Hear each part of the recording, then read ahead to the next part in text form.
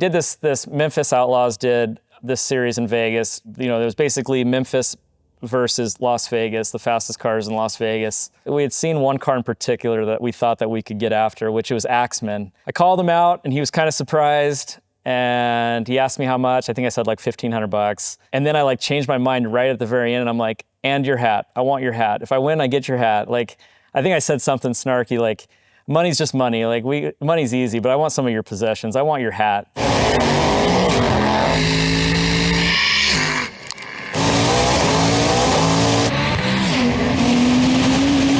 Brian Scotto like reemerged in my life. He invited us out to do that. And it's kind of in this valley in San Margarita in California, but man, you just hear that sequential just banging gears. It's just like every single gear cut, it just hit your soul. Like you could feel it in your gut. You're like, it's pretty intimidating. And it's Ken Block. Like I grew up with all the Jim Nakana films and like, you know, we were the only ones to beat Ken Block in that series. And it was super, super fun.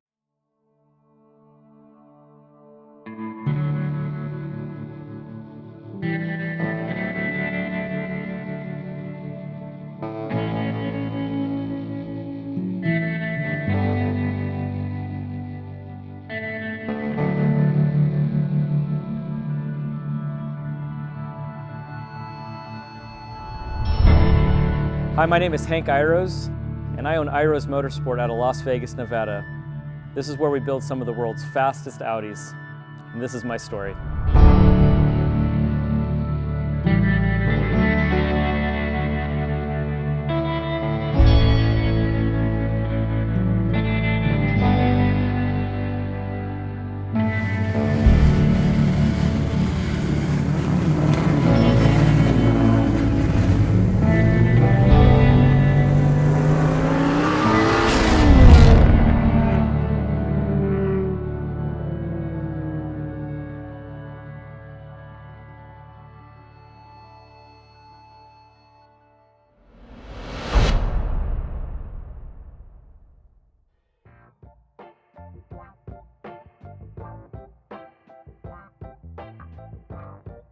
From an early age, I was really interested in things mechanical. I can remember my dad just being so upset with me for tearing apart his brand new CD player. That's like when CD players were brand new.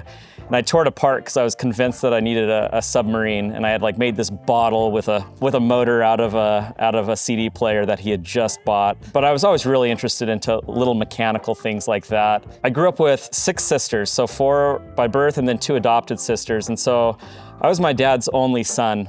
And he was fairly mechanical, or is fairly mechanical, but we really bonded over engines and things that are mechanical. From an early age, we did stuff with dirt bikes. I remember we had this 1986 YZ80, and this is in the late 90s. I was born in 1985, so we didn't grow up with a ton of money, but my dad really prioritized bonding with me with engines, and we picked up this YZ80 that had a seized jug in it, and we rebuilt that thing, and that was like one of my first experiences with combustion engines. I'm sure that we seized that engine a dozen times from that point on, just always tinkering with it and higher compression ratios and trying to getting my feet wet with how you balance assemblies and stuff like that. But really my love for Audis came from my dad's love for skiing.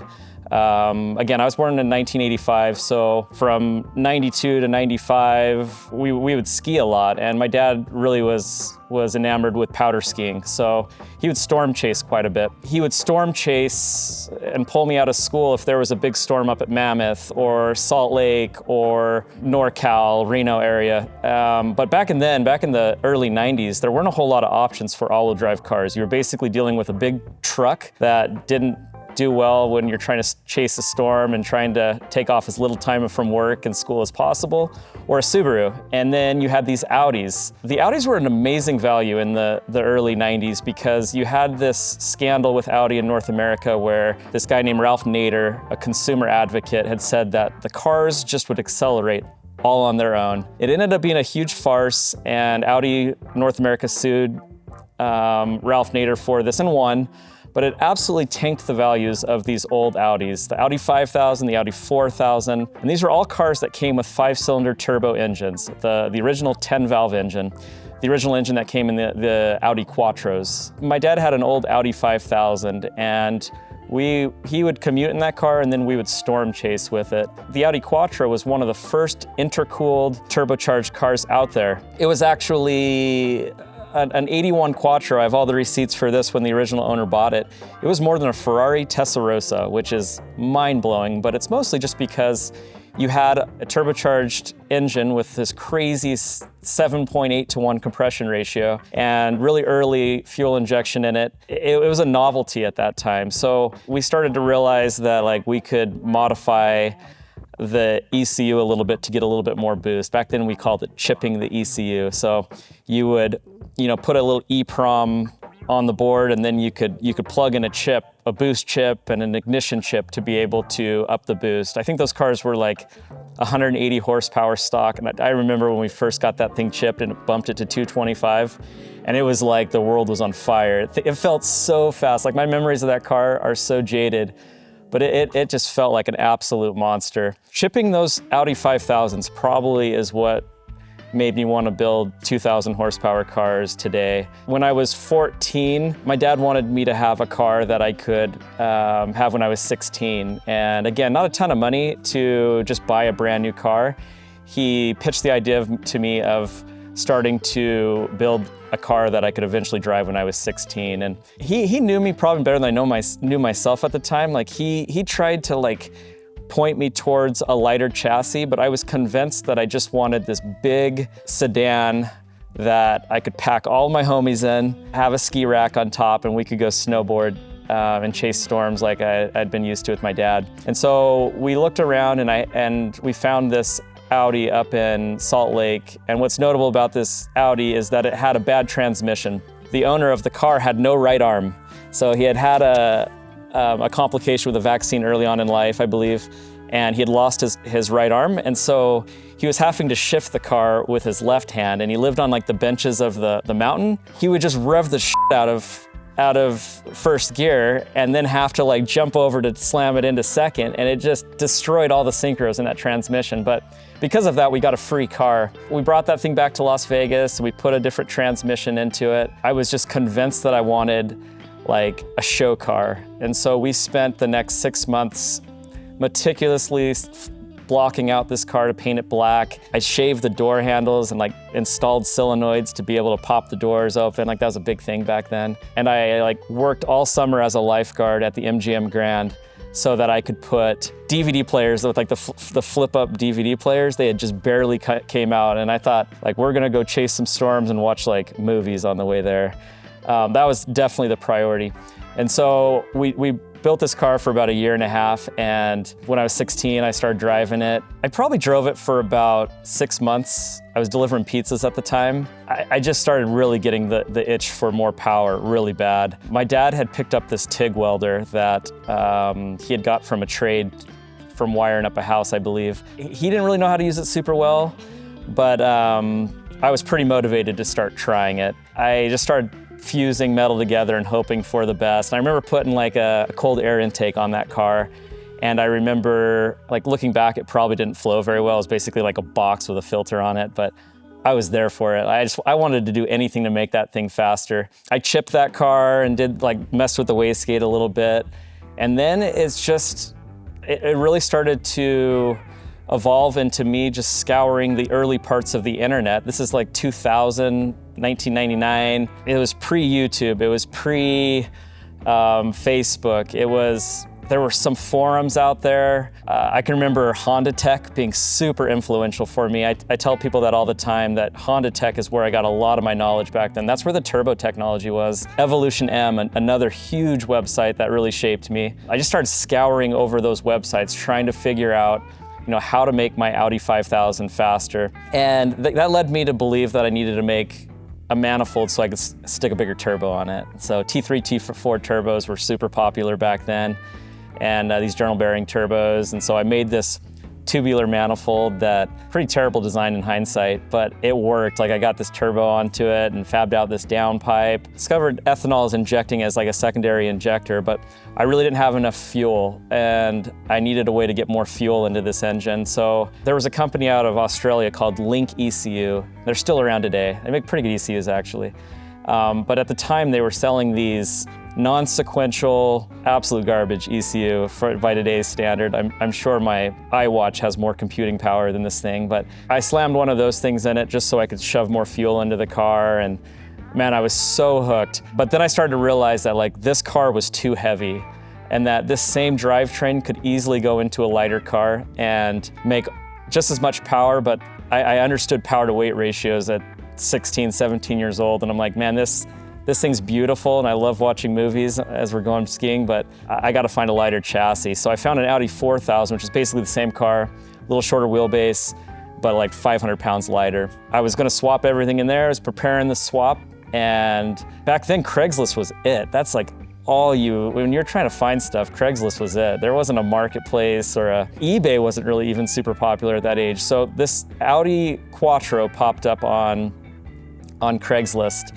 And I called my uncle and I said, dude, this just popped up in California. They wanted $1,800 for it, but it had no engine, no transmission.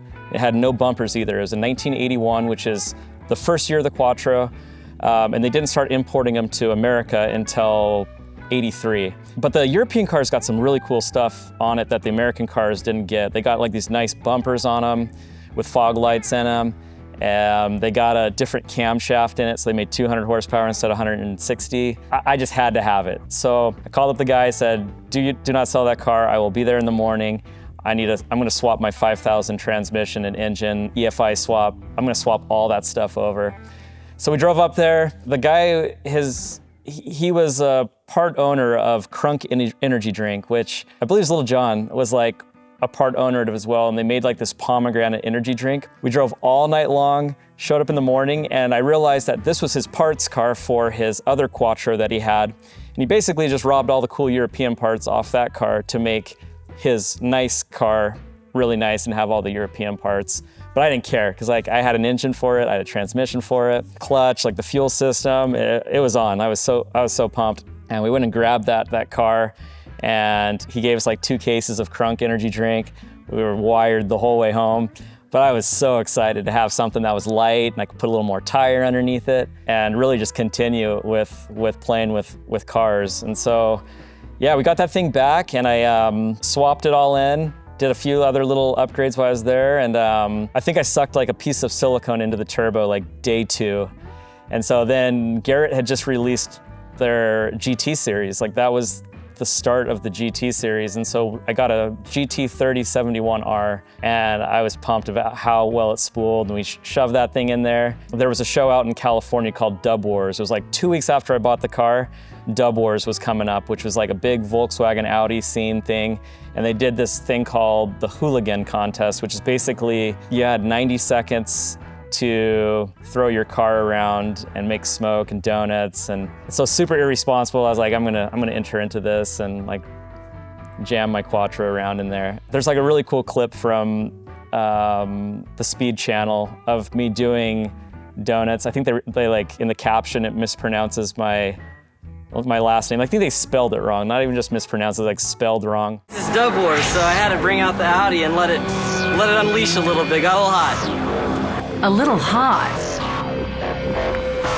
More like smoking. This is a 81 Or Quattro, the original Quattro. I restored this beast, put a new motor in it, used an 034 EFI as my standalone, and pretty much built the whole thing myself. I was like doing donuts in it, and it was a very basic budget build, so I had used radiator hose for one of the charge pipes. I was like kind of close to the manifold instead of silicone hoses, because it wasn't like today where you could just like order those from anywhere. It was kind of hard to get silicone hose back then. So I put it a little too close to the header, so the car caught fire, and everybody loved it. And you know, we ended up limping that car home. But that Quattro was really the start of a lot for me, because it gave me something to be creative with. It gave me something to really tinker with and something to learn on, and it would shape my business quite a bit moving forward. So there was this group on the internet called motorgeek.com, and it was kind of the Honda Tech version of the internet for Audi enthusiasts, especially these 5-cylinder nerds. There were a lot of people on there that were trying to do similar things to that. Like one of the notable names is Brian Scotto. That's how I learned about Brian Scotto. He had a Audi Coupe Quattro in this, I kid you not, it must have been like an 8-foot wide shed in New York, and he was like putting KWs on it and gathering parts for a turbo swap, and he was so confident, like I'm gonna have this thing running next week. Like, I think we just barely got that thing running for SEMA last year. There were a lot of like-minded people that just kind of were pushing things around and trying different cylinder head swaps and different compression ratios, and you know, that's the infancy of the internet, where you could really start to share data and share experiences and ideas. You know, I started to really get interested in making more power. My dad had this welder that I started tinkering around with. I remember building like this go-kart, like this chopper go-kart with a Briggs & Stratton on the back, just trying to like fine-tune my welding skills to where I could make a big project like welding up an exhaust manifold and an intake manifold. I really didn't like the routing of how I had the intake manifold. I wanted to flip the plenum around so I could run the intake a little bit different. And so I really just started browsing the internet for tips of how to make this little Lincoln Square Wave, how I could make welds that would last. There were plenty of experiences of blowing welds open on intercoolers, and like I had to learn how to keep things together and how to keep welds together. And you know, the cosmetic side of it, I was starting to notice that my welds were a little bit, you know, burnt looking compared to some of the stuff I'd seen on the internet. So it was just I was so immersed in learning about manufacturing just because of, you know, seeing what other people were doing in other platforms and really what I was seeing on the internet. I worked at a couple of shops when I was young, but nothing related to automobiles. I worked for a CNC machine company called Dolphin Machine. They did mostly aerospace for like Boeing and Canada Air. You know, just an army of 40 or 50 CNC machines. They used mostly Fadal CNCs. I was young then, I was probably like 17 or 18, but I was very driven to learn. I wanted to learn so bad. And so I took this job just because I wanted to learn how to program and I wanted to learn how to draw CAD. It was the same thing with welding. I just sat there and soaked up as much as I could at that job and tried to learn as much as I could, and like trying to talk the owner into let me run like exhaust manifold flanges on the weekends so I could make headers. And I was just really driven to build stuff. I did that for about 2 years, and then I did a job for a company called Norda Sheet Metal. And it was, as you'd expect, mostly sheet metal stuff, but they did a lot of decorative stuff for sinks and for stovetops, like copper hoods and stainless hoods and decorative doors and chimneys and stuff like that. But I applied for a job there, and they were looking for a welding position, a TIG welding position, which is what I wanted to get a little bit better at. And so I took this job, and I remember showing up for that interview. I just hadn't been exposed enough to TIG welders, and I didn't see enough, there was no YouTube, so I didn't know that you were supposed to wear welding gloves. I showed up, I think I had latex gloves on is what I was using, which I still use latex a lot when I'm welding. I think it's so comfortable, it gives you like a little bit of a barrier. It just hurts really bad when it gets too hot because you can't get it off your skin. But I showed up to that, and the old man, his name was Fred, he was like a grumpy old man, but he was kind of interested in me just because it was so obvious that I wanted to learn.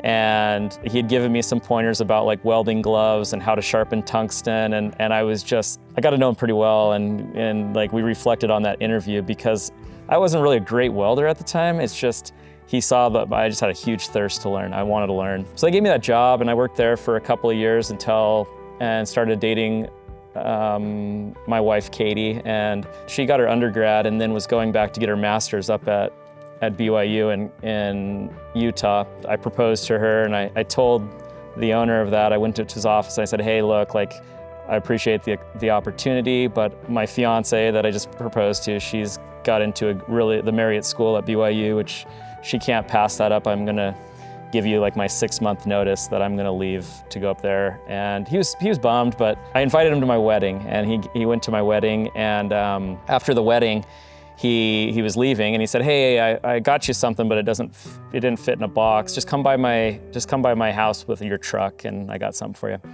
So I went by his house. He had bought me a brand new Miller Synchrowave DX250 with a water cooler, and he gave me this welder, and I was so pumped. But he gave me this really big caveat. He said, "Listen, I have to do this because somebody did this to me when I got married. They gave me a welder, and that's how I got through college." So he gave me this brand new machine, and I went up to college with it. And when I got up to Utah, I thought I'm just gonna be responsible and do like the college thing and just get a job. So I got a job at this steakhouse called Ruby River. Got the little placard and got my little vest thing that you put on with a fanny pack or whatever. I worked there for about 6 months, and oh man, I was just terrible. Anybody that knows me knows that like that's just not what you want me doing. You don't want me like project managing your food. I would just forget about like putting people's steaks on. I would forget about their drinks. I just was not good at it. I was like super stressed out about it. I'd have nightmares about people pissed off because they didn't get their food in time. I had an uncle that lived up in Woodland Hills, which was probably about 45 minutes away from Provo where I was going to school, but it was a huge elevation change. It was like 7,500 feet up there. He had this huge barn, and it was dirt floors, but he had ran power out to the barn for some other things. I put my welder up there. I put that Synchrowave up there, and at first I was just tinkering around with my own stuff, with my own car, building like an exhaust for it. And the internet had started to notice, Motor Geek had started to notice some of the stuff I was making, the intake manifolds, the exhaust manifolds, and I started getting people that just wanted those parts. Like I was still doing some of the server stuff at that point, but I started to realize that I could probably make some manifolds and make just as much money as I was making in tips, and support my wife and I through college and kind of push us through. And so I would go up there probably 4 or 5 times a week, and it was great in the summer. In the winter, it was so freaking cold. I can remember like taking bars of aluminum and like heating them up with the torch and then like shoving them in my hoodie to like try to make some heat. But I was really committed to making those manifolds. And I went up there for an engineering degree, so I was kind of learning stuff through my engineering program about, fluid dynamics and how airflow works and how thermodynamics works. And I took a few classes on turbine theory, so I was like getting super into turbos at that point. I wanted just to soak up all I could there. And then I had this little fab shop that I was kind of playing with up in Woodland Hills and driving back and forth trying to avoid deer. I did that for about a year, and then finally I decided I'm gonna hit a deer. In fact, I did hit a deer with the red car, and I decided that I needed to get a little shop down in a little closer. So I rented out this absolute hole in the wall in Orem, Utah, and I started just to make manifolds and turbo kits out of that while I was going through school. My senior year of college, for my capstone project, I did the Formula SAE project, which was basically those open wheel cars that you put a motorcycle engine in, and you compete against other universities from around the world in an international competition. And we did the Formula Hybrid competition, so it was you had to have an internal combustion engine, and then you had to have an electric propulsion as well. And so I was put in charge of the powertrain. We put a YZF 250X engine into this thing with a little turbocharger. I wired it up on VEMs. We went out to this competition in New Hampshire, and we ended up winning it, which is probably one of my bigger accomplishments in my career. It's not one that people really know a lot about, but we were a pretty small school. We were competing against some big engineering schools that had probably more resources and whatnot, but the car was so fast. We absolutely destroyed the drag racing component and also just the road course component, just because we had a ton of power in this little ethanol-powered car. And pretty much everybody from that team of 16 got jobs and took jobs after we won. And I was just so convinced that I could make it on my own, just making manifolds and making turbo kits. And I knew that there would be a little bit of a learning curve, and I'd probably lose money for a small amount of time. But I thought that I could come back to Vegas, where my family is, and start a shop and live close to my family. And so that's exactly what I did. I opened up in X118, which is the original shop that we still have.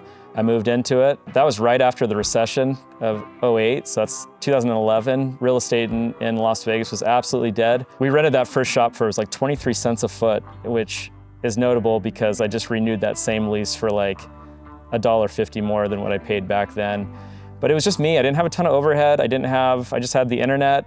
YouTube was starting to get going. Facebook was getting going, and we were just taking orders based off of people seeing what I'd done with my own car and with the Quattro, and people just really wanted that same exact experience that I was having and having success with. And so we just started making manifolds, and I say we, it was just me at first. And we held this event in Las Vegas called Battleborn Quattro, where like all these old school guys would come to Las Vegas. We'd hold that once a year, and started growing some notoriety there, and people wanted more and more parts, and we started making transmission mounts, and we started making radiators and intercooler setups, and it just kind of got to the point where I could probably hire another guy. And so one of those other old school guys that was local, he started coming out and helping me on the weekends. He was a AMP, like an airplane mechanic, and he'd come out and we would like fixture up parts, and then his brother also had an old Audi 4000, and he wanted to play with them. So at first it was just very, very enthusiast-based. We were just, trying to make some money making some of these old school parts, but it was a very limited market. There just aren't that many of those Audi 4000s and Audi 5000. These Quattros, there's like under 500 in the country at that time. So there wasn't a whole lot of expansion potential with that. But what we did do that was super smart in retrospect is we realized that Audi was putting 5 cylinders into transverse applications in the Jetta, the Golf, and then over in Europe, they were putting them into the TTRS and the RS3, but we didn't get those cars at the beginning. We just got the normally aspirated versions. And so I started just looking into the logistics of actually mounting one of those one of those engines to the transmission that comes in the Quattro natively, or like the later RS4, S4 that was out by then. And I realized that they kind of bolted up. Like you had to come up with a starter solution and a flywheel solution, and we could put that engine into the Quattro. And we started to do that. We did it with this red car. We built 2 cars right at the beginning, a Helios blue one and then the red car. We needed to build the engines, and we were really good at building at that point the older 5-cylinder engines with the 20-valve engines, but we had to learn a ton to be able to build the new chain-driven version that was coming in the RS3, the TTRS, and the Golf and Jettas. So we swapped it over. We had to make motor mounts for it, and we had to make an oil pan for it, intake manifolds, exhaust manifolds, and some ECU solutions to be able to drive it all. But that ended up being just a stroke of genius, because they brought those RS3’s over a couple of years later, the TTRSs, I'm sorry, and that was virtually the exact same engine. When people were wanting to modify those, or perhaps they had a stuck injector that wiped out a cylinder, nobody really knew how to build those engines yet. And we knew how, because we had been swapping them transverse into longitude applications. And it kind of created this little niche for us to be able to build engines and start to mess around with the TTRS when it finally came in 2012. That was a big thing for us, is just because we were able to get into a market that actually had A, some money behind it, and B, just some volume. I think we probably doubled in size and capacity and employees and volume in a very short period of time, because it wasn't just an old 15-year-old platform that was hard to extract money out of. We had like a new car, modern technology, an awesome all-wheel drive system, and we just ran with it. We took the record, the TTRS, very quickly.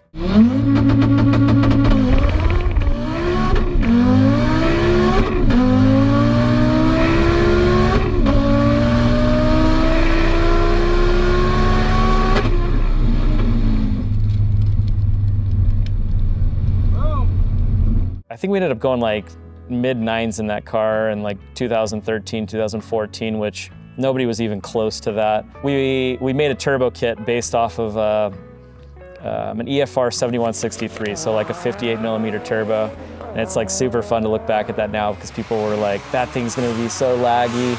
Like a 58mm turbo and a 2.5 liter by today's standards, that's a baby turbo.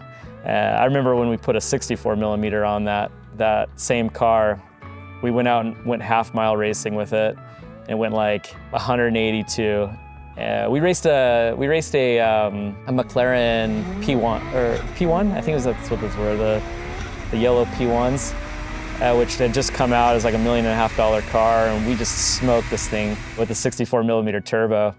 And it just started to grow. Like people have always loved that 5-cylinder, but they really, really were impressed with what we were doing with them in these little small TTRSs, which it's so wild that I really got wrapped into a market with TTRSs, because growing up, my dad had a first generation TT, like the little silver ones, the little bubble cars that kind of look like a Beetle. I just was not a fan. Like, he'd try to come pick me up in school in it. I'm like, Dad, like, you can't pick me up in that car. That's a chick car. Like, do not pick me up in that car. I'm so embarrassed. But it was fun, full circle. You know, a decade later, my dad would come by the shop and look around and be like, man, you got a bunch of chick cars around here. And he was right. We thrived with that TTRS. I'm so thankful that Audi like brought those TTRSs over, because that started a pretty big deal for us. We were making turbo kits for those and intercooler setups. You know, we just really started to thrive off building up those TTRSs.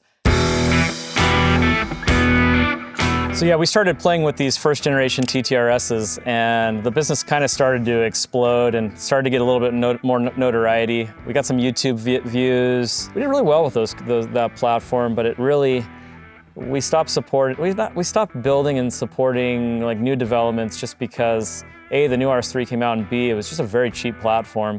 But the new RS3 dropped, and it was on like Donkey Kong. We were so pumped for that thing because we finally had an automatic that we could drag race with. We had seen the transmission in Europe, and we'd seen kind of what they were doing in the launch control, and we were just so convinced that we were gonna absolutely destroy that platform. So I bought my first car, which was my blue car. I can remember just being so dang stressed out about how I was gonna pay for that car. Like in retrospect, that's wild. But the business was so small at that point that I didn't know how we would get that done, and like, would we sell enough parts for it? But yeah, we bought one and we just started developing. We got a little 3D scanner and started to develop an intercooler for it, and develop downpipes, and develop a turbo kit for it. And you know, the business exploded off of those 8Vs. We doubled our square footage again, doubled our employees, really started to do some fun stuff with the RS3. And then it's kind of where I got into a little bit more of the drag racing. We went out to a show in New York. There was a guy out there, his name's Eddie Woosley. He owns a shop called FFE. And he's a big drag racer, super smart guy, a guy that I've always looked up to quite a bit. I can remember asking him about drag racing and like trying to pick his brain a little bit, because I just had very, very little experience with it. You know, he kind of showed me a few little things and some concepts, and kind of mentored me a little bit on the onset of that. But we just started really getting into drag racing and street racing. Like, that was like the infancy of the street racing. There was this racing crew, there still is this racing crew in Las Vegas called Tubasco Racing, and it's a bunch of Cubans that came over from Cuba when they were all real young and way into cars. Evos at the beginning, you know, just 4G63 stuff. I remember they had a silver Evo with like a 64, 66, and then they had an auto, DSM auto that they played around with quite a bit. They would street race quite a bit, and the big spot for drag racing was a half a mile from here. Like, you could hear at night if they were drag racing or not. And so I would just, if I heard them racing out there, and I would jump in a car and go play with them. And that's kind of where I got into the street racing. And one of the guys that is part of that crew, his name's Hermes. He just kind of took me under his wing of helping me out. And like, I was just the gringo that like very little street smarts. I'd probably get stabbed if I was just out there doing it by myself. But like, they just took care of me, man. Like, they would set up races for me. They would like set up races where they thought I had a chance, or they thought we could hustle some money out of somebody.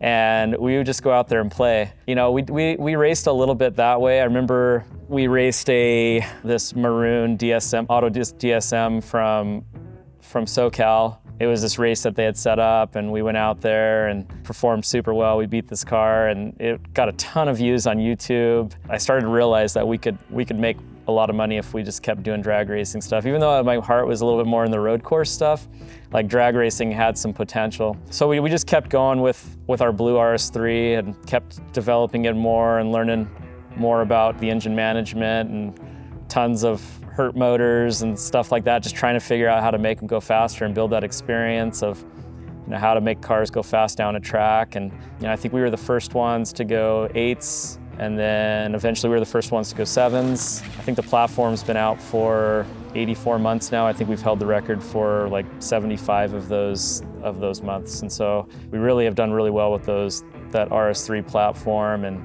we kind of got bored with the RS3s because we were a half a second faster than anybody else. It almost felt like it was so fast that nobody wanted to try.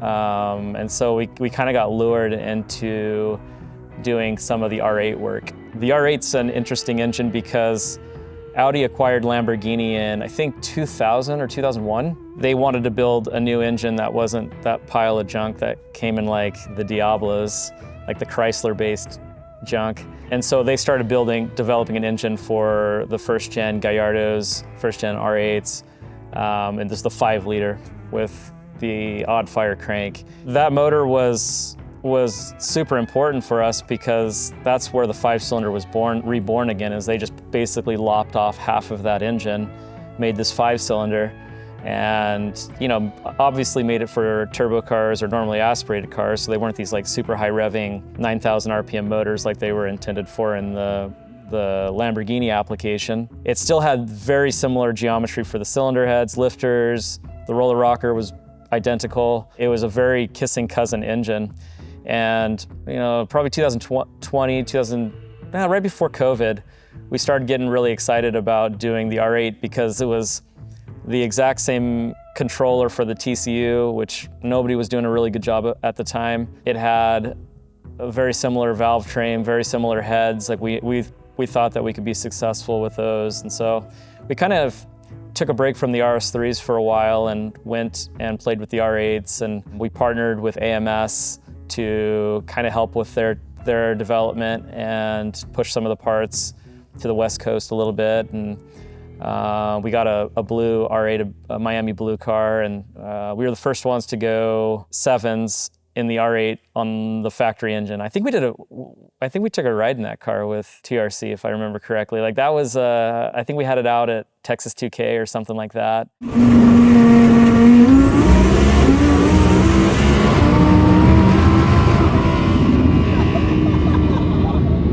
We hadn't really been doing much drag racing with the 5-cylinders just because nobody was really pushing us to do it. But this company, Dutter Racing, out of Europe, they actually beat our record finally. We had the record for like 2.5 years, 3 years, and they put together this super light TTRS that took our record. I remember coming into work and just being like, I was smiling. I remember coming in and being like, guys, like somebody beat our record. Let's go. Like, let's get the car off. Let's see if we can beat it. Let's see how quickly we can beat it. We took the Jeff Thompson's black car and put it on the dyno, and I think they beat the car on like the 6th or 7th of the month, and our goal was not to let them finish the month out with the record. We called up to the local drag strip in Famoso and we asked if they had anything coming up, and they had like they had a no prep event coming up, but there was a rental the day before, which wasn't super ideal for us just because no prep, we were trying to break the record on virtually a no prep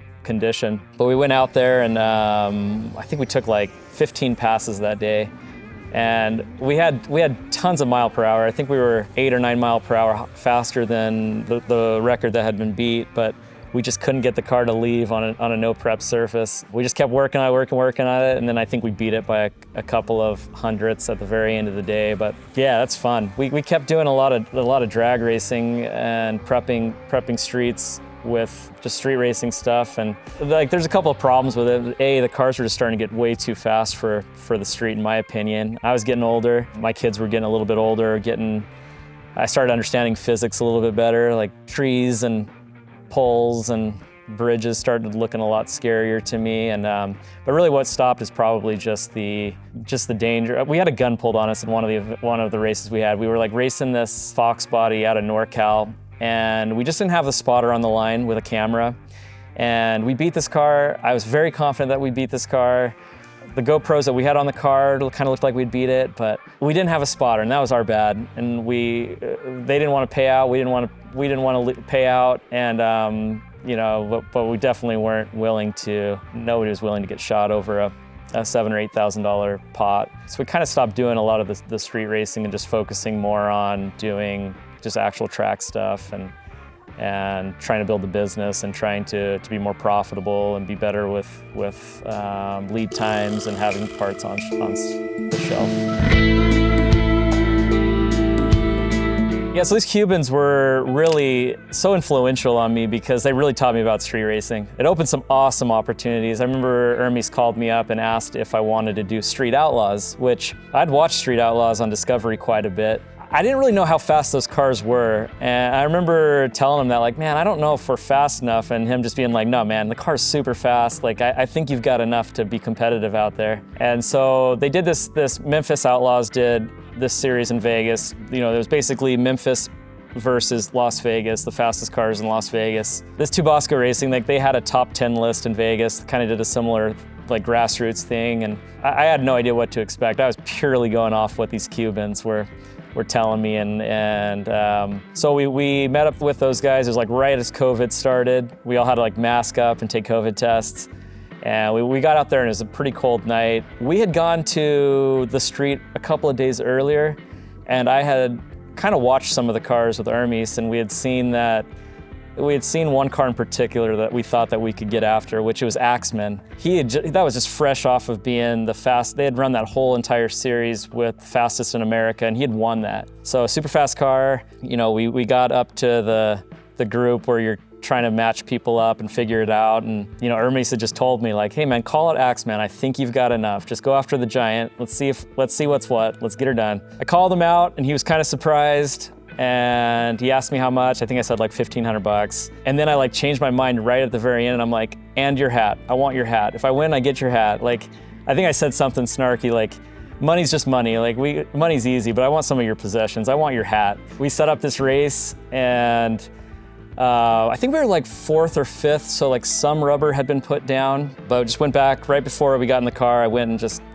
slid my foot down the track on like the first 30 or 40 feet of the track, and went out and put a spicy tune in there. He had negotiated for what we wanted and all that, whether we needed space, and I said, I don't need any space, but I do want the hit. He didn't want to give me that, but I came back, I'm like, dude, like, have you ever seen a fast Audi in your life? And he's like, no, I haven't. I'm like, all right, let me get the hit. And so we went out there and staged and dropped hands, and I think we put like a car length on him, but that was super fun.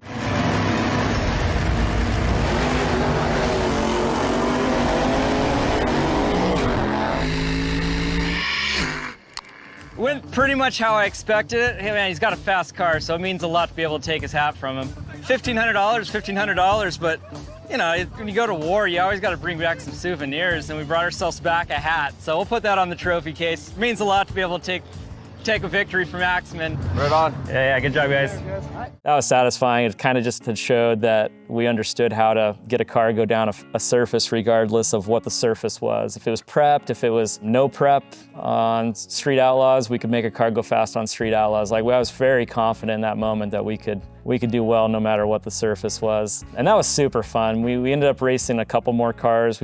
We beat the Beetlejuice, I think is what that car was, like a little truck. We got hustled pretty bad by one of the girls in a Nova, but that's racing. It was so fun. We did like 2 or 3 episodes with them. We got quite a bit of notoriety off that, enough that Brian Scotto like re-emerged in my life. That was right when Ken Block was coming out with the Hoonigan, or Hoonicorn versus the World. And so he had that Mustang running on methanol. He invited us out to do that, and like, they totally tried sandbagging us on that one as well. I was like, how fast do you think that car is, Brian? He's like, I think it runs like 9.2s, 9.3s in the quarter mile. It was at an airstrip, no prep. It's kind of in this valley in San Margarita in California, but man, you just hear that sequential just banging gears. It's just like every single gear cut, it just hit your soul. Like, you could feel it in your gut. You're like, it's pretty intimidating. And it's Ken Block. Like, I grew up with all the Jim Nakana films, and like I thought Ken Block he is a very special man. So we got paired up with him, and it was like a best out of 3 series.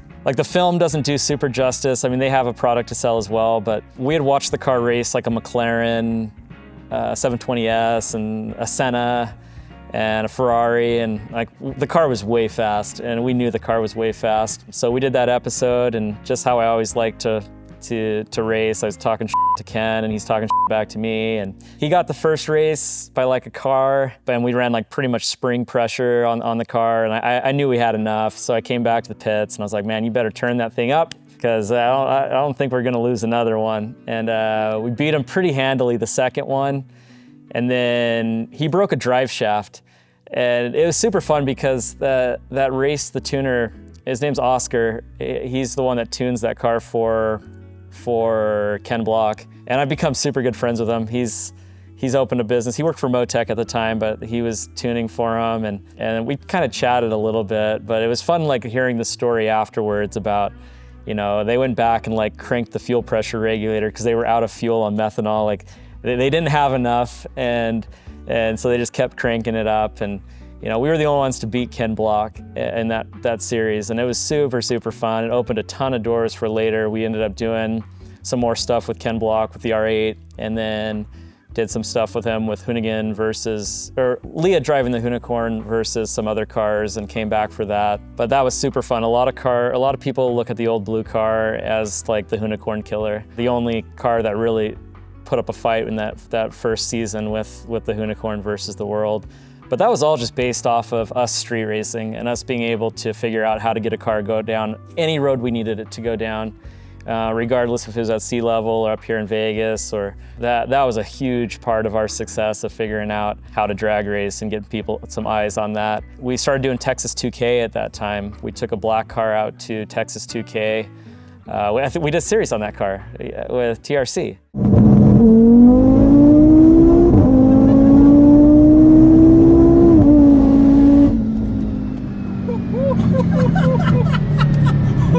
Are you not entertained? So yeah, it's been a wild ride. We just got the new RS3’s that dropped about a year and a half ago. A very similar engine, a 2.5 TFSI, similar transmission, new rear end differential. The new RS3 comes with like this torque splitter, which makes them like incredible drift machines. But we had to learn how to get more power to the rear on those and figure that out. And we went 882, I think is the current record we have on that. And I think we're the only people, I know we're the only people in the 8s, but I don't even think anybody else is in the 9s yet. So we've figured that platform out pretty quickly and built a ton of these RS3’s. And it's pretty fun to watch the evolution of this business from going from the original Quattro, the OG Quattro, the godfather of all-wheel drive in my opinion, and just kind of gone through all the 5-cylinder cars from the Quattro to the S2, to the original TTRS, to the second gen RS3, to now the third generation RS3. We've kind of tracked that entire process of just being known for 5 cylinders. I tell people that all the time. They ask me what I do. I tell them we work on 5 cylinders, and like we're the biggest fish in that body of water, but that body of water is like a fishbowl. It's just not that big. There's not that many 5 cylinders. There's a ton more competition now. There's a bunch of really smart people out there that are pushing us pretty hard these days.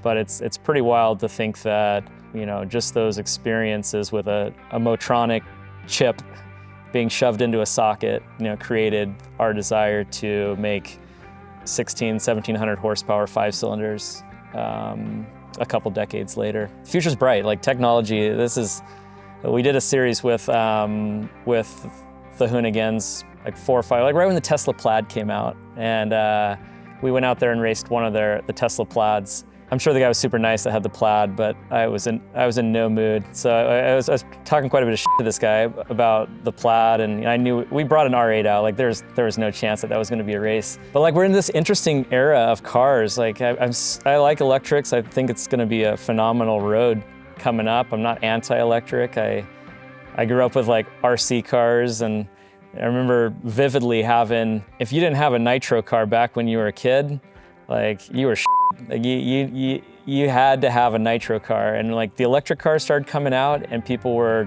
you didn't want an electric car. If your mom got you an electric car for Christmas, she just didn't love you. Like you needed a nitro car. And then like you saw this transformation where you started getting like brushless motors and like lipos and like really nice controllers. And man, you don't see nitro cars very often anymore. You see them in historic races and stuff like that, but like electrics are coming. But like right now, you can still, like this is the epicenter. This is like the golden age of internal combustion engines, and the electronics, the ECUs, the turbo technology has just gone through the roof. I had a car in the dyno last weekend with like the same turbo that's on my red car, like an old EFR. I think it was an 8374, but that turbo was just the cat's meow in 18, 17, whenever that thing came out. And it's junk compared to today's technology. Like today's turbos eat that thing up and spit it out. So like it's so exciting to see just where cars are at, where you're putting height sensors on the front of these R8s to be able to do wheelie control, and you're sampling GPS at 100 hertz to be able to have perfect traction control and keep cars safe. And it's a new era that we live in where if you stop developing, if you stop trying to progress, you just get left behind. It's a very fast-moving industry where if you're not willing to learn, if you're not willing to soak up all the information available to you, you just get left behind. So it's super challenging. I love it. So through this journey, it's been fun, just some of the people that I've learned or met and some of the people that have been super influential to me. You know, guys like Tony Palo at T1, I've looked up to him for years. Martin Musul at AMS. All these guys have been huge mentors or helped me along the way. And there's a really cool podcast that I've reflected on a million times. It didn't get very much traction. It's called Do It for a Living. There were some really cool pieces on there from Jay and Tony about the struggles of owning a shop and doing what we do. I think that people from the outside looking in think that these owners of shops have, an underground garage under their house with Ferraris in it. And it's a really hard industry to make money. Except for Tony. Tony probably does have a bunch of Ferraris under the basement. But it's a hard industry, and it's crazy amount of really high technology and cutting edge. If you're the calibrator that leaves a bunch on the table, you're slow. If you're a calibrator that is just super aggressive, you blow engines. You suck if you blow up engines. You suck if you leave a bunch of power on the table. It's like this razor edge thin line of keeping cars together but still being really, really fast. And it's hard. It's hard to set expectations for clients.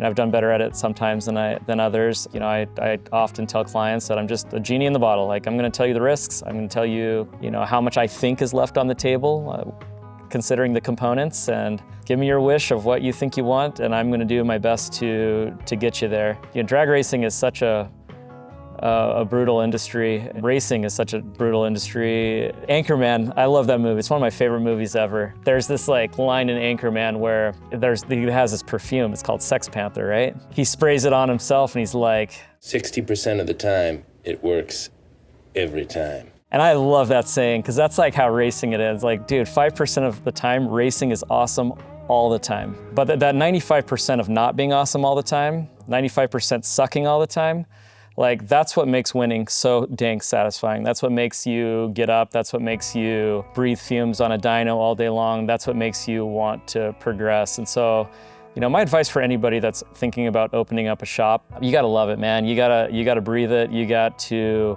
dedicate it. The adage of racing on Sunday and selling parts on Monday is 1,000,000% true. It's really hard to sell parts if they're not proven.